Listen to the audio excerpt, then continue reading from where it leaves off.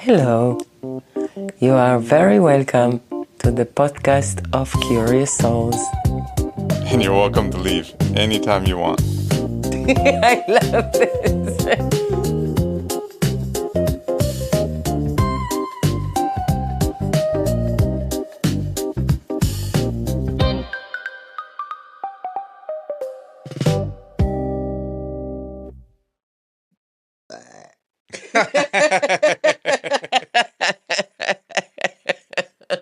Elegant. That's one way to start. You must admit it was funny. It's hilarious for you. Okay. All right, what are we talking about today? Today we are going to get really curious about this mystery topic of human transformation. And not just any human transformation, the transformation into the art of conscious creation. But first, my love, how are you? I am in a beautiful bed and breakfast in Taos. Taos. Taos. In Taos. I'm in a beautiful bed and breakfast in Taos. There is a huge old tree that I'm seeing whilst we are recording this. And on the way to Santa Fe, What's happening in Santa Fe? a ceremony with a new community. This is very exciting. Yes. So that's how I am. And you, how are you? I'm great. I am also enjoying this super cozy, charming hacienda we're in. It has so much character. And it was sweet to meet the owner who went to high school with some of my high school friends. That's funny. And enjoying this road trip, ceremonies between Boulder and Santa Fe. And excited to talk about human transformation. Yes. Why are we talking about human transformation today? Why is it important? For me, we are talking about this because it's important on 3 different levels. On my personal level, is super important for me because only when I transformed, I could start enjoy my life. I was really suffering before. So on the personal level, I believe that human transformation is important because people can just enjoy their life more. So people will have an idea what else is possible. And then on the relational level, we want to have friends to play with. And for that, they also need to go through transformation so we can have the same language, the same approach, you know. And on the humanity level, I really believe that humanity needs to fucking wake up and remember that we are creating our reality. And if we create our reality, there are consequences. But what's more important is that if we create our reality, we can also change what's happening. Yeah, we can recreate it. We can recreate it, we can change it. So, like to sum it up on the personal level, only when I went through the transformation of understanding and knowing that I'm creating my life radically changed. And only then I could do different choices and have different life, which I really love. And then on the interpersonal level, we need friends to play with. So it's very difficult to play with people, for me, that don't believe that they create their life. For this, it's important that we talk about human transformation so we have more friends to play with. Okay, my love. So let's start on the personal level. Okay, so if you want to start on the personal level, how about we start with you? I am witnessing you for the last, I would say, almost 4 years. And from what I see, you went through enormous transformations and not only in one field. I see your career transformed completely. I see you were in so much physical pain when we just met. I see a huge transformation on your body level, let's call it like this. Everything around intimacy and relationship was transformed, sexuality, and so many other things that I see that you transform. What what can you tell us about it? Like let's start with intimacy, for example. What happened? What's the transformation? I had had very few intimate relationships, romantic relationships in my life. I was single, I was enjoying the freedom, and it was fun. And at some point, I realized that I was longing for intimacy, and I didn't even know what that actually meant. I just knew that my heart was longing for deeper connection with someone to share my life with on like a really deeper level. And what I realize now is how afraid I was of intimacy, how dangerous it felt to be open and vulnerable. First, I felt that most people that were getting close to me, I felt like they were trying to take something from me. Uh-huh. This was a very real fear for me. So I was very protective of my energy. And I was also very afraid to be vulnerable.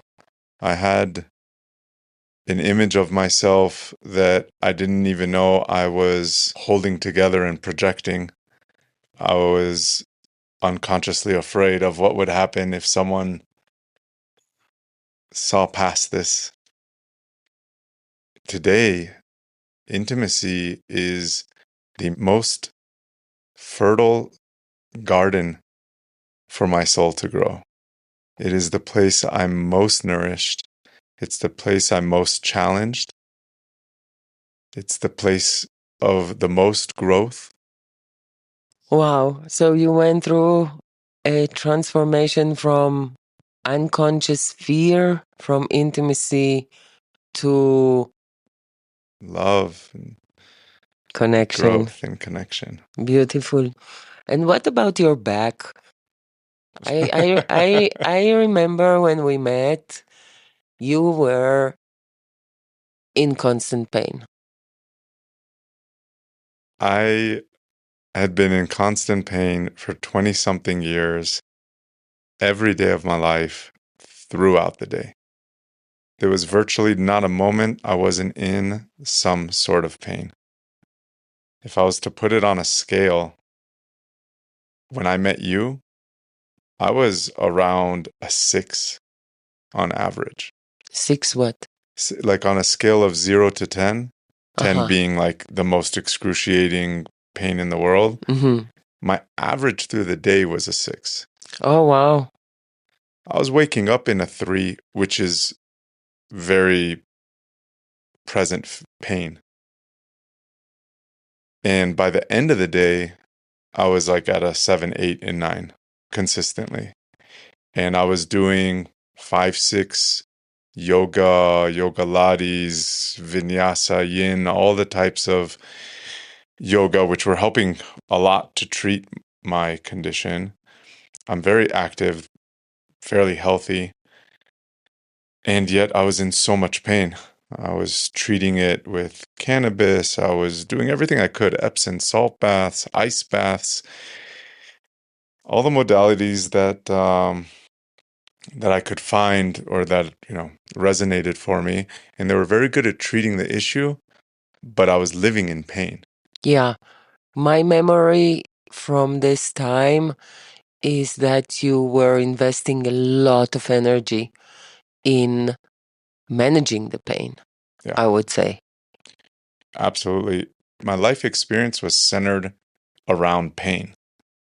And my life goal was to feel good.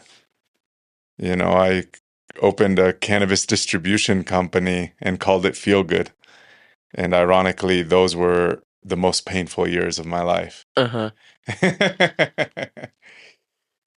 Today, I am oriented so much more around pleasure. I still need to be very mindful of my back. The pain can come back and does come back. But my orientation to it is so different, and my orientation to life is so different. I was holding on to so much stress. I was living life against the grain. Like I was living in a story that good things don't come easy and that the hero goes through the biggest challenges. And this was completely, I was unaware of these stories that I was holding. And I was creating for myself the biggest challenges possible, like these 6 years that were the most difficult years of my life before I met you. I'm happy it was before you met me, not with me. Ha! Yeah, and I was holding on to so many unexpressed and unfelt emotions. All of this was stuck in my body, and I had no idea.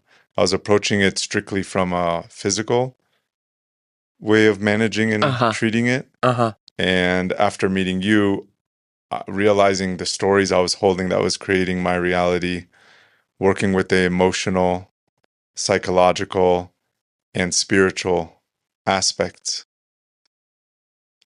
And today, I love my body. I have a very different relationship with it. And my orientation to life simply changed.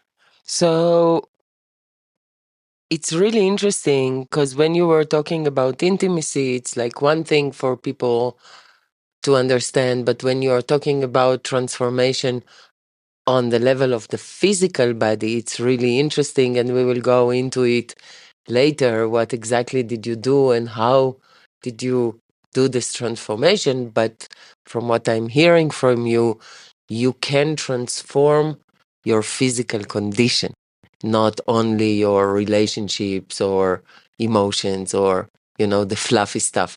You can actually transform how you feel in your body and change amount of pain. Absolutely. Sweet. Thank you for sharing this. Yeah. Thanks for Okay, I asking. want to touch also this sacred area of sexuality. I witness you transforming this area of your life, and I'm curious if you are open enough to share a little bit about it. I wasn't aware of it at the time, but my orientation to sexuality was primarily around performance. And it was very much around proving myself, not around pleasure or connection. And underneath the performance was a shame that I didn't even know I was carrying about not being good enough, which is why the performance was so important. Mm-hmm. So if I performed amazingly, I felt great. And the rest of the time, I felt inadequate. And today, wow, wow, what a transformation. And just to be clear, none of these were anywhere remotely like a flip of a switch. There's just endless stages of evolution. But today, sexuality is fun. It's so full of ease. It's rich. It's fun. It's full of pleasure. It's full of intimacy. And it's really dynamic. It's really interesting, listening to you. It sounds to me that all of those areas are somehow connected. Because if you have a lot of pain, you cannot really enjoy anything that has to do with your body, not to speak about sexuality. And then if you don't have intimacy or you are afraid from intimacy, you also cannot really enjoy sexuality. So it sounds to me like those three somehow, like the transformation in those areas is somehow connected. I believe that it's even more accurate to say transformations were happening for me, and these areas of my life are reflecting that transformation. Aha, beautiful. Thank you. The last area I would like you to talk about is your career, because you completely transformed your career, right? Yeah. Uh, Can you talk about this? Most of my life, I spent in industries that I was wildly passionate about. Uh-huh. For the first part of my career, I was in the snowboard, skate, board sport culture, which was the thing I was most passionate about in the world. Then I integrated more music and lifestyle, culture and art, and then later cannabis. So all the industries I was in them because I was passionate, but my career experience was still centered around doing something to earn freedom to do what I wanted to do. Uh-huh. So you were like a lot of people doing something in order to have the freedom to do what they really want to do. Exactly. Uh-huh. And today we have a sacred day of the week we call Pleasure Day, you Sure. and I. Yes. And this is a very special day Yes. where our entire day is centered around what gives us pleasure. Yes. And on this day, inevitably, I believe every week, at some point, what we choose to do that will give us the most pleasure is work. What other people call work, we don't call it work even. Yeah, but it's tied to our career. So let's say Yes. invest in our career. Yes.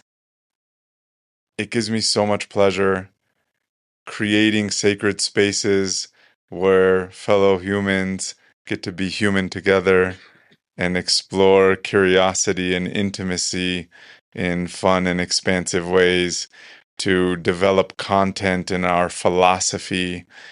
It's my favorite thing to do. Very few things that I like to do as much as spend my time creating and in sacred spaces. Beautiful. That's one hell of a transformation for 4 years. Thank you. Yeah. I love you. Hmm. Okay, so we've been talking about my transformations for a bit. Maybe it'd be helpful for the audience to hear from you. What is human transformation? That's actually a good question. Thank you. So for me, human transformation is a radical shift in the form of consciousness from which we create our lives. And what do you mean, create our lives? I think most people listening believe that something greater than them is deciding what happens and when, that there is a God or an intelligence or something outside of them that is creating the reality that they experience. Hmm.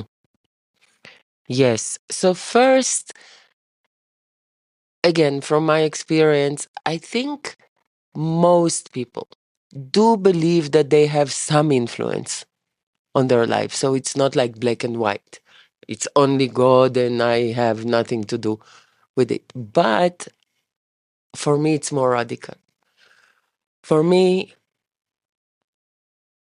the way we perceive reality or the way we interpret what's happening, the meaning making. we do with what is happening creates the next moment. And this creates, of course, the reality I'm living in. So the way we see reality is completely defining how we are experiencing this reality. When you understand this, you can literally step into the role of creator and create your reality from a choice. For me, the biggest problem is that people forget that they have choice. And when they forget they have choice, they give their agency to something or to someone outside of them. You know, they believe that the power is outside of them. Maybe it's their teacher, maybe it's their parents, maybe it's their boss, maybe it's your spouse, maybe it's your children, maybe it's God for that matter. Yeah, it can be the weather. But It doesn't need to whatever be you a want, the person. car, your car is responsible for you not feeling good, your home, your, I don't know, whatever, the weather, God, or your wife, whatever it is. This empty you from your power of creation. And then you really don't have any energy and any agency, and you are completely lost in everything that is happening to you. So we developed a model to help us and others understand how this mechanism works, this mechanism through which we create our reality. And we called it the wheel of creation. True. Can you take us through this? So you want the explanation or the full story? Give us the full story. Okay. So the story is, in my previous career, I was a CEO of an international company spread in 45 countries, coaching and training CEOs and C-suites from Fortune 500, traveling all over the world for 30 years. One of the contents that I was working with was a model that Stephen Covey developed. I believe that many of our listeners are familiar with 7 Habits of Highly Effective People. There is a course that is the most performed course in the world in leadership. Mm-hmm. And I think, I don't know how many times I performed this course, endless times with endless audience. One of the things that Stephen Covey developed, which I think is really, really brilliant, and and it's so sweet because so many schools and even spiritual and for sure coaching approaches are based on his model, because this model, which I will talk about it in a second, he captured the simplicity of such a big complexity in 3 beautiful words. And the model he put in place, which is defining the way people create reality, what he says is the way you perceive reality, the way you see reality will impact the do, which will impact your get, and then most of the time the result that you have will confirm the way you saw reality from the beginning. So he calls his model see do get, and in his book he gives a very yummy example, which I really like. And he says, imagine that you are going on a walk, and then you see a guy carrying stones. And you ask him, hello, good morning, what are you doing? And he tells you, I'm building my dream home. I dreamt it for years. Now I just bought this land and I'm doing it by myself, and it's ecstatic for me. So he continues to walk the man, and he sees another man carrying again the same stones, and he asks him, "Hey man, what are you doing?" And this man answers, "I am in prison for murder, and this is my work from the prison. And that's how I'm going to spend the rest of my life, carrying stones." Two men doing exactly the same thing, but you can understand from the story the way they perceive it is so different. So the results they will have is so different. One will go home with an ecstatic emotion that they are building their own home, and the other one will go back to prison and they will continue to carry stones the rest of their life. You said something interesting there that wasn't in Stephen Covey's model. You- I'm getting there. Oh, okay. Yes. I was teaching this model as part of the course for years, and I really loved it. And many times when I was teaching it, I felt that something is really missing. The component of the heart is really missing. So I brought in another component into this model. And what we said is that the way you see reality will impact how you feel. And this component was not in Stephen Covey model. How you feel then will impact what you do. And what you do then will impact the results, which then most of the time, not always, but most of the time will confirm how you saw things from the beginning. The feeling component is super important for me. Also, if you look at the Holy Trinity, the Father, the Son, and the Holy Ghost, you have the spirit, the body, and the mind, but you don't have the heart. Having been doing this work with you for 4 years and becoming more aware of myself, I realize how much energy I and other people are spending to not feel. Yes. We have someone from the ceremony just this last weekend that is having a Kundalini awakening. Like it's an absolute miraculous happening. And it's bringing up so many emotions now that their heart is opened. And it's terrifying. For them, something is wrong. The bubbling feeling in their chest, the movement of energy, all the sensation is flooding their senses. And it's terrifying. Yes. Like many of us, what we learn to do is try to avoid it or shut these sensations down. Yes. There must be something wrong with me. Why am I so emotional? Why is my body wanting to move so much? And how can I treat this? The go to is to take a pill, to try to exercise, but in a way that avoids the feeling, doom scroll on my phone, whatever I can do to take my mind off of the feelings happening.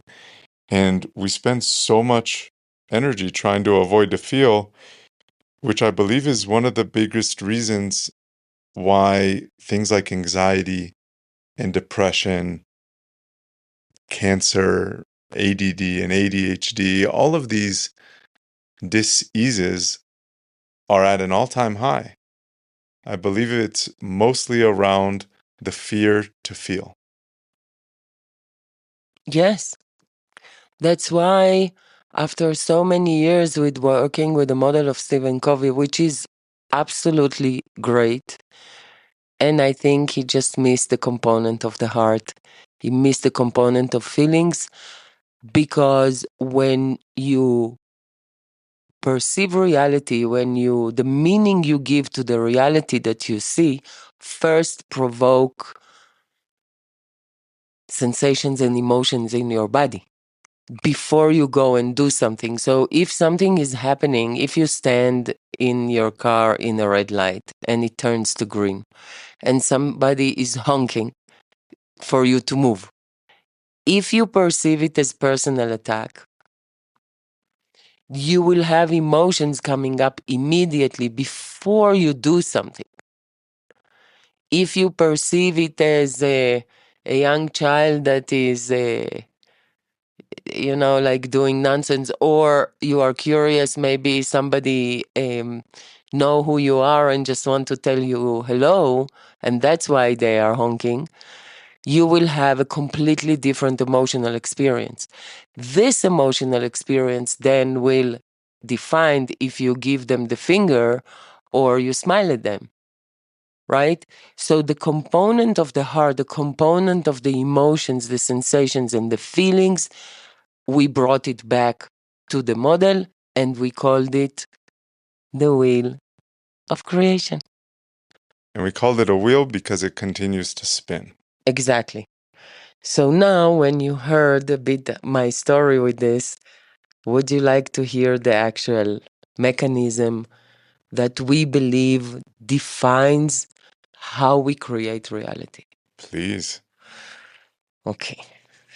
It is important to understand the mechanism of how we create reality, because only when we understand this, we can take agency and create our own reality, which is the transformation that we are talking about.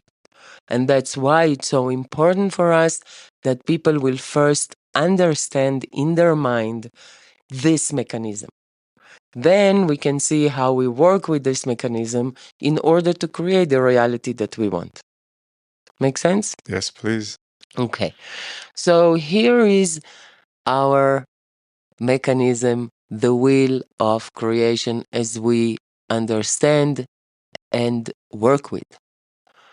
We believe that the way we perceive reality, the meaning making that we are giving to an event, is influencing everything. The meaning making that we are giving is a result of the materials that are in us from the beginning. Those materials, we have them from our education, where we were born, how old are we a man or a woman, what color skin we have, what color eyes we have, what kind of education we had, what kind of traumas we went through. All of this defines the way we perceive reality. What we see is our interpretation to this reality. The way we see the event that is happening will impact immediately the sensations and the emotions that are running through our body. It will impact it on a physical level. The moment we attach a story to a sensations in our body, we have feelings. So feelings are what we sense through our senses and the meaning we attach to it. So let's say you are standing on a cliff and you feel your heart beating. Okay. The meaning you will give to your heartbeat will change everything. If you will give it a meaning of, I'm afraid, you will probably take 2 steps back. But if you will give yourself a meaning, oh my God, this is so exciting, you will have an ecstatic experience. The sensations in the body are very, very similar between fear and excitement. For example, the way you feel will impact most of the time automatically, without even a choice, what you do and how you behave. There is another story that Stephen Covey was sharing in his book, which I really, really like, which emphasized this so nicely. So how perception, how we see reality impacts completely our behavior. So he shares about man with two children that are in a train in London. And the two kids are maybe 8 and 10, and they are screaming in the train, jumping, harassing other people, and like everybody are getting angry around them. And one woman turns to the father and tells him, "Can you please take care of your children?" And the father looks at her and tells her, "I'm so sorry that that's their behavior. We are just coming back from the graveyard. We just buried their mother." So you can see, just hearing the story, you are going from what the fuck is this father? He cannot control his kids, and being angry, to a complete compassion, which will create, of course, a completely different reality for everybody. Yeah, it's a really good example. Knowing that you are in this work of human transformation for the last 4 years, if I'm listening to you and I want to transform my life from what you witness and from what you experience by yourself in all those areas that we spoke about, and with this mechanism that we now put in place to understand how we create our life, what is required for transformation to even begin? The first thing is desire. You have to desire a transformation, and not everyone does. A lot of people are comfortable enough, and either the fear of the unknown or the familiarity of the known is so strong that there isn't enough desire to start a transformational process. And what's the problem in this? Like, if people are content with whatever is I don't see any problem. okay. My parents are beautiful examples of this. They have a life that they're very content with, and I think it's beautiful. It's not what I want personally. I'm super happy for every person to create whatever it is they desire. And if they have what they desire, then there's no need for anything to change.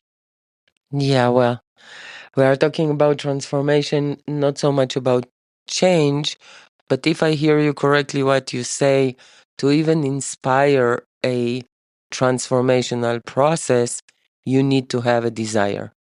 Yes.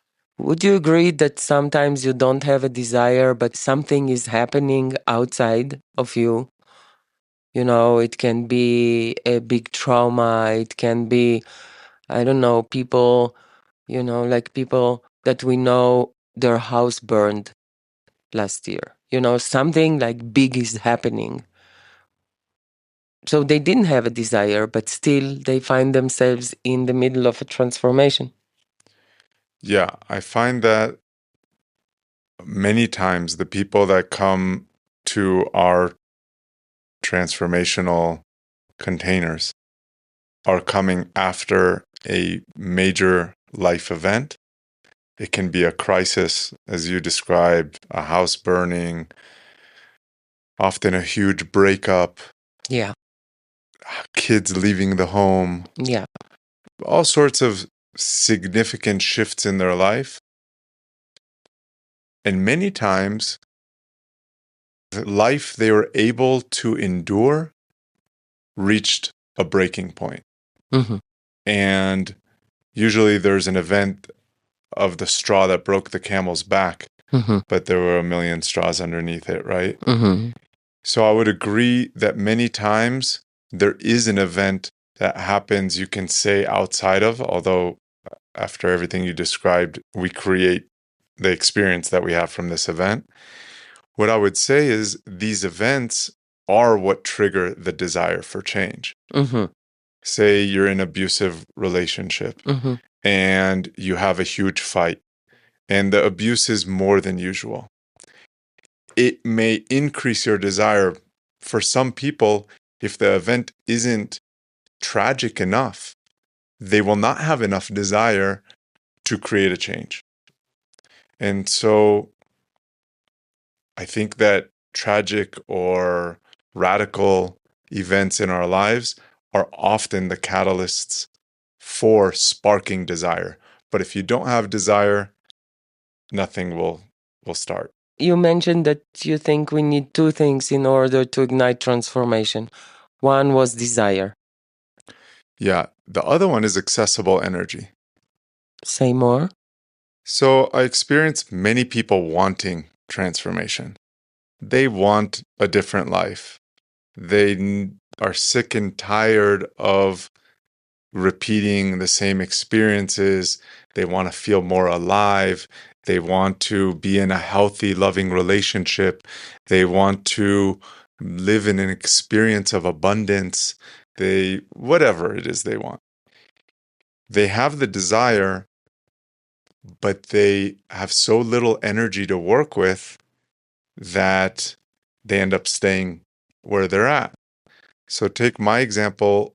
When my back pain was at an all-time high, all my energy, so much of my energy was around my pain. Yeah. It was dealing with my pain. It was managing the pain. It was just all around my pain. And I would be grateful if I was exhausted, like completely exhausted, because I may actually just relax and fall asleep. But I didn't have energy to go through the transformation that I wanted in the state that I was at. So how did you do it with all this pain, with so little energy? I don't know if you had desire. You didn't speak about this. How did you do this? How did you do all this transformation in this last 4 years in so many areas of your life? So I realized that my energy is tied to two basic things, which is my input and my output. My input is what am I putting in my body, in my mind? What is the environment I'm surrounded by? And the output is primarily where am I leaking energy? And that was the biggest. It was like a framework, actually. It was like a frame through which I began to view my life, my sea. What happened? Like, how did you become aware to these leaks of energy? Good question. A number of things happened, particularly after I came to my first ceremony with you. Mm-hmm. And I would even rewind 6 months before where I experienced one of my first significant transformations. So I was living similar to how you described, somewhere on this spectrum between victim to creator, but closer to the victim. I knew that the choices that I make and the actions that I took were directing or influencing the results I was getting, but I was not owning my entire life. And by this time, again, through spiritual circles and communities that I was in, I had heard this phrase, life happens for you, not to you. And I understood it. I've known it for years. I could tell you what it means and describe all of this, Yes. but I wasn't living completely from this place. After the 6 hardest years of my life, I had finally reached a point where I was able to start letting go. I was able to let go of the business. I was able to let go of relationships that weren't supportive. And most of all, I was able to let go of an attachment I had to the life I was living. Around this time, I literally shifted my foundational belief, my C, to life is happening for me. And I lived from that place. I would need to remind myself sometimes of this story, but I could be in traffic, running late somewhere, and catch myself in the anxiety and frustration and story that something is wrong, that something is happening to me. And I would land the knowing that this is happening for me. and I wouldn't know how or why, but I would hold on to this story, and almost always, by the time I got somewhere, I would find a way that this worked for me. My lived experience was completely different, as I met things that I would have otherwise defined as happening to me. I believe they happened for me, and sure enough, my experience was that the whole world was conspiring for me. Now, when I came to my first ceremony with you, a number of profound things happened. Mm-hmm. One, I was introduced to an entirely new story I had never heard before, which is life is happening by me. This changed everything. This C created a lot of curiosity, created a lot of responsibility. If I'm creating everything I'm experiencing, then wow, that's a lot of responsibility. Yes. And I became more and more curious about how I'm creating it, why am I creating it, and what do I actually want to create, and what do I need to do, what transformation do I need to undergo in order to create something different. Mm-hmm. The other significant experience I had in this ceremony, particularly with the intelligence of plants, is I and others have a transformational experience. We literally experience for at least a few hours, we experience life from a different form of consciousness. And for me, in this ceremony, I experienced for the first time life through the consciousness of the heart. What does it mean? It means that I was not afraid. I was not afraid of the intimacy. I was not afraid of vulnerability.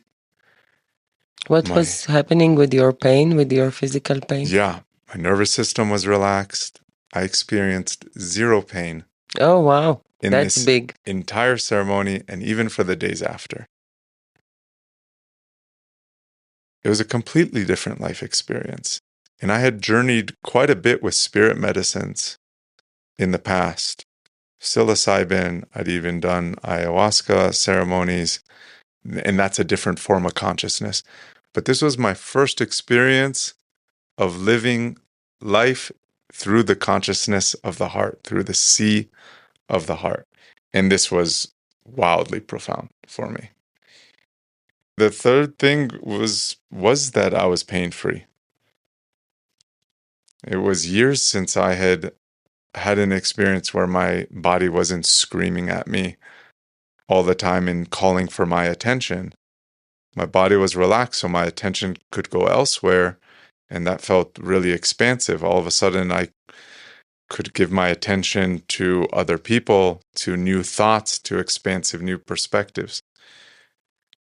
Thanks to all of that and the teaching that you opened this particular ceremony with, which was the drama triangle. Yes. I won't go into this teaching. Many of you may have heard of it. If you haven't, I highly, highly recommend checking it out. There's a great YouTube and other places you can find. But what happened was I came home with a new awareness of how I was living as a victim and how I was leaking my energy Mm-hmm. in so many ways, particularly in relationship. So I didn't just learn a new story, I experienced a completely new reality. And with this new awareness of how I'm leaking energy, I could begin to close these leaks. And I could also create things that were giving me energy. So I started spending more time with you in particular True. and other people who inspire me. I was going to more and more ceremonies which were giving me more lived experience in different forms of consciousness, showing me what was possible. I was meeting more and more parts of myself. And I was not just through these ceremonies, but this entire shift sparked curiosity in new areas. So I was listening to different podcasts and I was also listening to them from a different way. So I began feeding my mind, my body, my spirit, and my heart in all sorts of ways that gave me more energy. So, say I'm someone who has desire and accessible energy. And from everything that you've witnessed in me, everything you've witnessed in the beautiful people in our community, and maybe most of all yourself, what are the capacities that someone needs to develop for transformation to actually happen? Because desire and accessible energy, I don't believe are enough to go through a transformation. They're enough to at least start one. Yes. So when you have desire and you have enough accessible energy and you know how the mechanism of creation works, you are invited to develop 4 capacities that will make the wheel of creation to a conscious wheel of creation.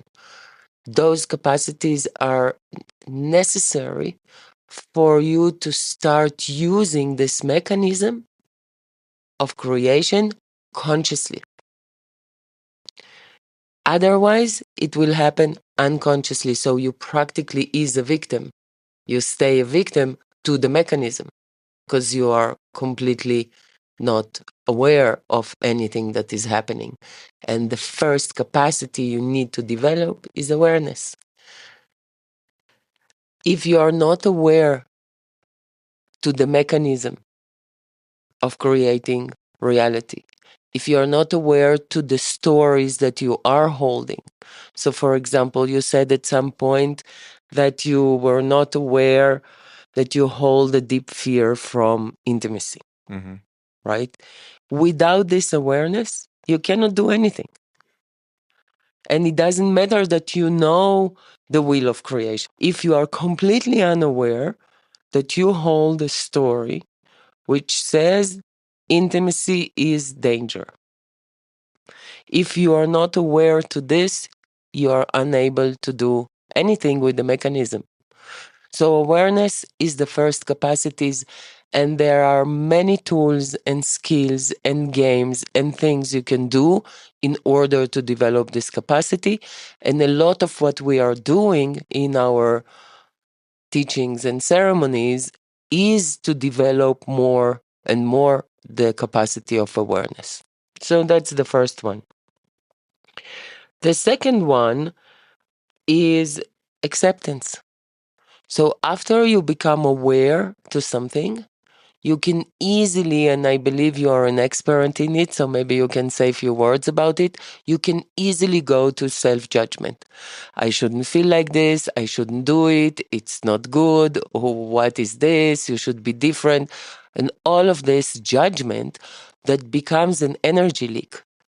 So now you don't have enough accessible energy because you are losing it because you don't have the capacity of accepting where you are at the moment.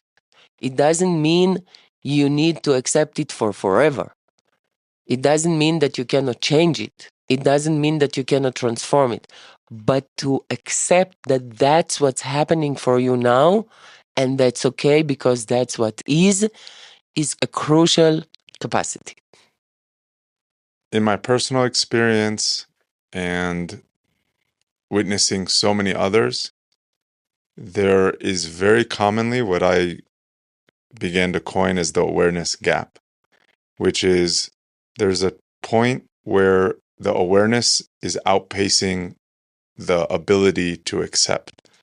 And this for sure was part of my experience. I was becoming more and more aware of how I was creating my reality, and I was ashamed of much Yes, of it, yes, and I would lose energy to this. yes, And it was a necessary part of my journey of transformation. That said, I couldn't move past a certain stage of my journey until I began to accept these parts of me. When my acceptance grew, my judgment softened, and I was losing less and less energy to the judgment, and it created more grace and compassion and softness so that the shape can actually transform. Beautiful. Thank you. So you see, it's really important to understand that there is the wheel of creation. There is this mechanism we are creating through. It's not enough to know this. You need to become aware to the way you see and perceive reality. You need to become aware to how much you accept yourself in it. And you need to accept the facts that are real at that time. Without this acceptance, you cannot move on. The next capacity you need to develop is expression. Because even if you become aware, let's say you become aware that you are an angry person or people experience you as aggressive.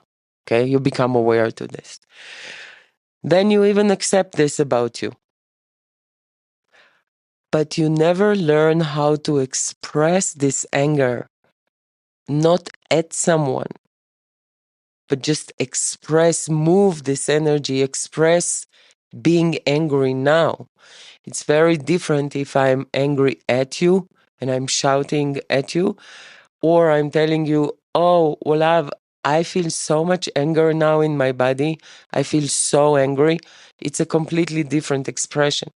So to learn how to express what you became aware of and what you accepted, to learn how to express it is key, is a key capacity, which without it, you cannot do a lot with the mechanism of how you create reality. And the last one you will need to develop is radical responsibility.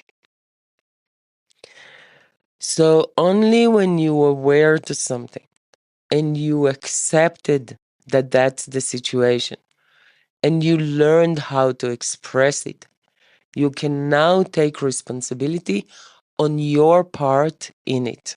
I'll give you an example. We work a lot with couples.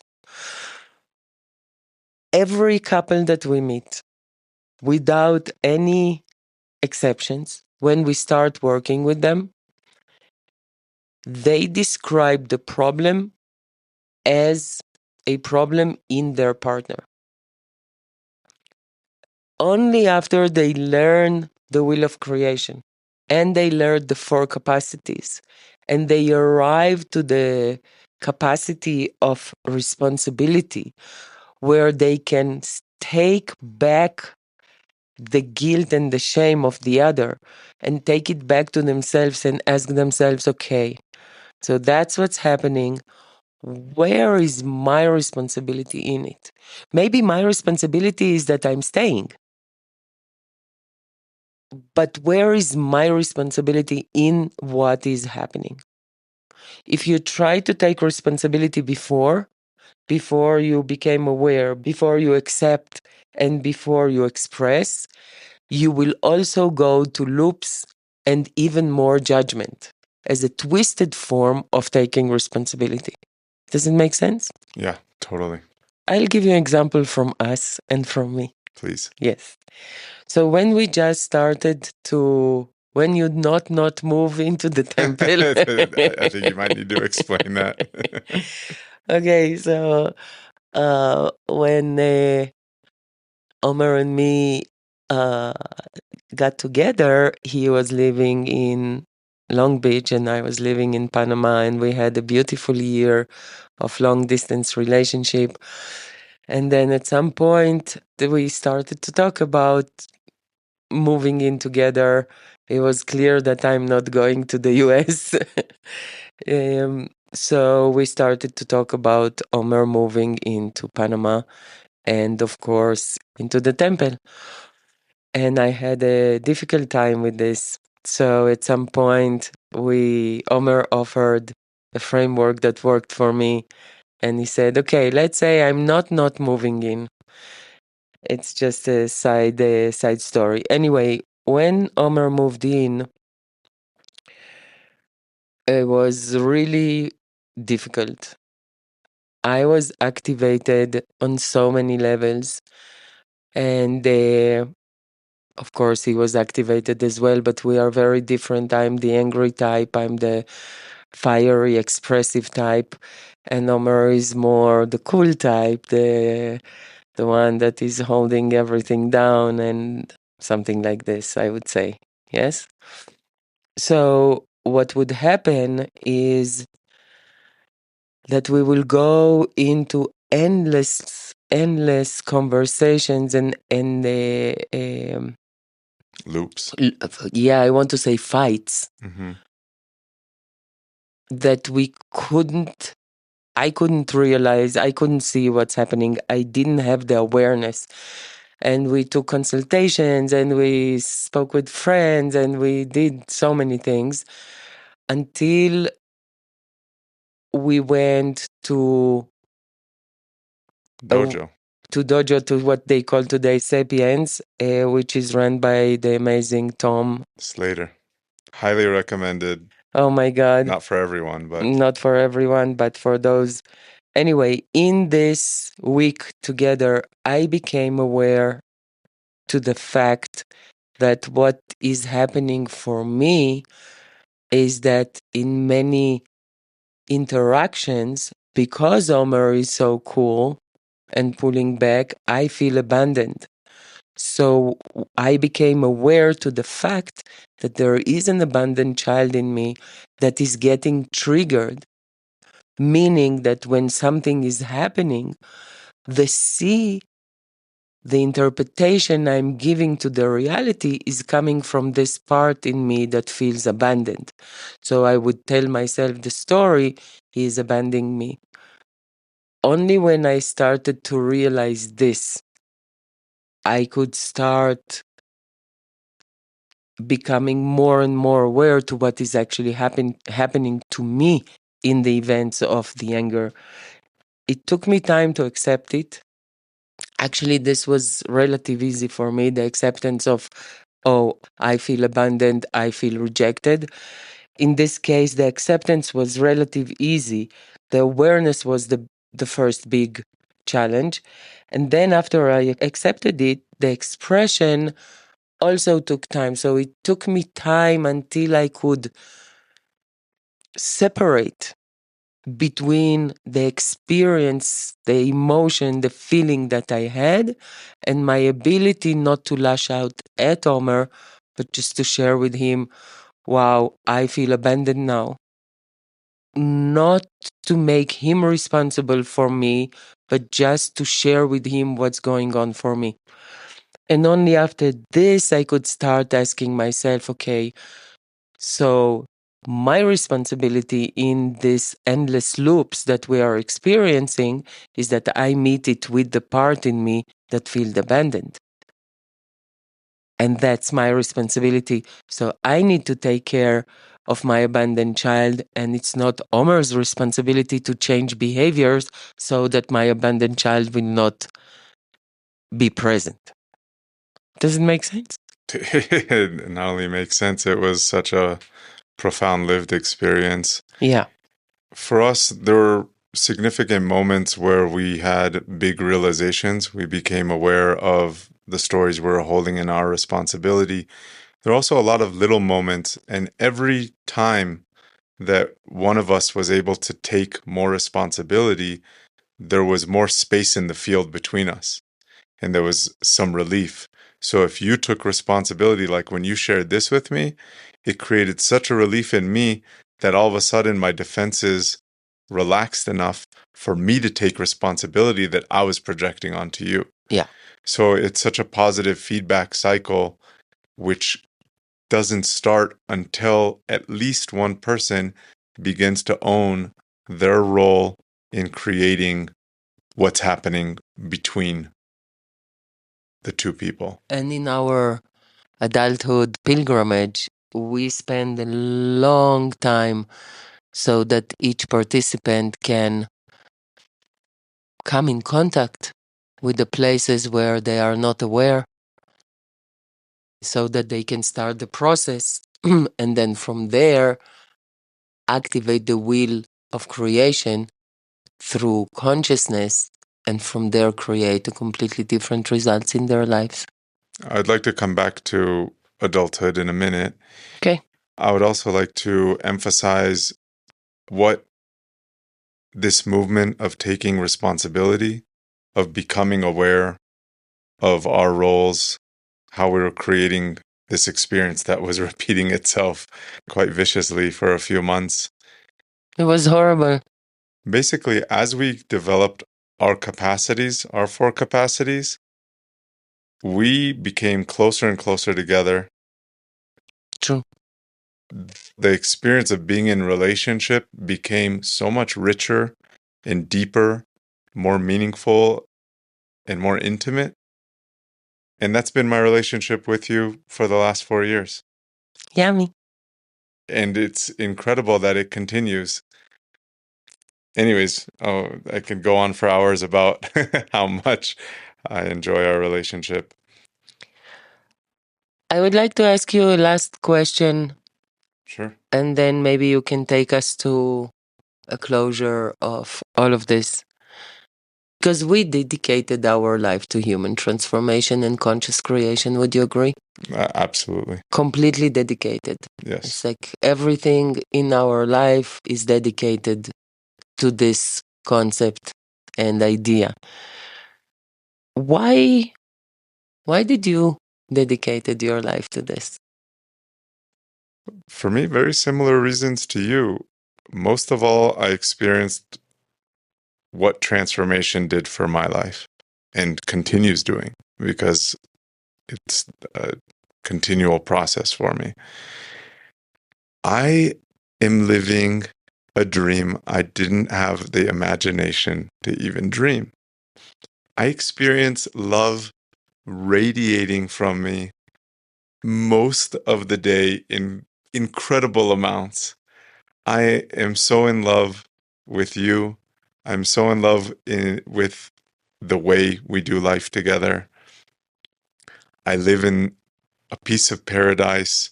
My lifestyle is beyond anything I ever dreamed of. I am so fulfilled. My soul and heart are so full.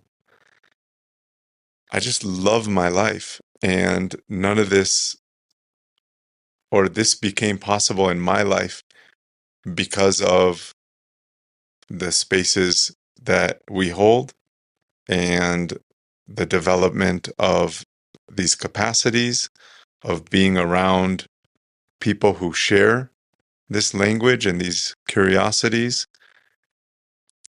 Because of all the information and frameworks and rituals, we also go to a lot of retreats and a lot of ceremonies that are True. not just in our own circles. True. And it fills me with life. It fills me with new possibilities. It fills me with inspiration. And I think that the thing I want from my life more than anything else is to feel alive. And I feel more alive today than I ever did before. So, more than anything, I'm devoted to creating environments and experiences that inspire and support human transformation into what we call the art of conscious creation because of what it did for me. And I have the absolute joy and privilege of witnessing and being a part of so many people's journey who desire transformation in their own life. And we get to meet in these spaces of curiosity and mystery and meeting ourselves and each other in more intimate ways. It fills me with life. And as you said, there's also this element of what's happening in the world today, that we are so empowered. And now with AI on the rise in particular, our ability to create is exploding in exponential ways that is unprecedented in human history. And we're creating currently mostly from fear. And so what we're creating more of is fear, guilt, and shame. And you see this in the separation, the polarization between people. You see it in the destruction of all things, of our environment, of each other. We destroy culture. There's just so much destruction. There's war, there's pollution, and there's so much fight and so much fear. So I feel like as our ability, our power is increasing right now in exponential rates, it is more important than ever that we become aware, first of all, that we are creating the reality we live in and that we can recreate it. And that in order to do it, at least we have found a way that works for us. And out of this passion and desire for ourselves and for the world, we are creating a number of experiences that invite and welcome people with this kind of curiosity into a space that is supportive for transformation. Beautiful. So we personally want to take part in creating more beauty and more care and more intimacy instead of being part of all the disasters that are happening in our world. Because there are beautiful things that are happening and we are part of them. And we invite you, our great listener, to take part And to reach out. and to reach out. We're here. We are here. We love hearing from you. Yes. And we would love to meet you exactly as you are. Yes. You don't need to be anything else. Yes. You mentioned adulthood. I think maybe we can just touch on this offering that we have, which is our most supportive container for transformation. Exactly. For now. For now. Yes. So we built a 9-month pilgrimage into the art of conscious creation through 3 gates: the I, the we, the all, which is filled with ceremony and ritual and experiences, which you get to experience for 9 months with an intimate group of travelers whom you get to witness through their very real life situations and their transformation. And the power of being witnessed is extremely powerful as well. And there's so much more we could say about it. If any of this interests you, we welcome you to check us out at www.curioussouls.fun. Not .com. .fun. So come play with us. This was fun. You've been listening to Lilit and Omer. Two curious souls. When we're not recording podcasts, we're creating sacred spaces for self-relational and spiritual exploration. We offer private retreats tailor-made exactly for you. We also hold ceremonies, intimate, private, or community. All the way to our 9-month pilgrimage called adulthood. We utilize the intelligence of plants To guide you to meet yourself and each other more truthfully playfully. and with a lot more wonder. Check out our website, CuriousSouls.fun. not .com, .fun.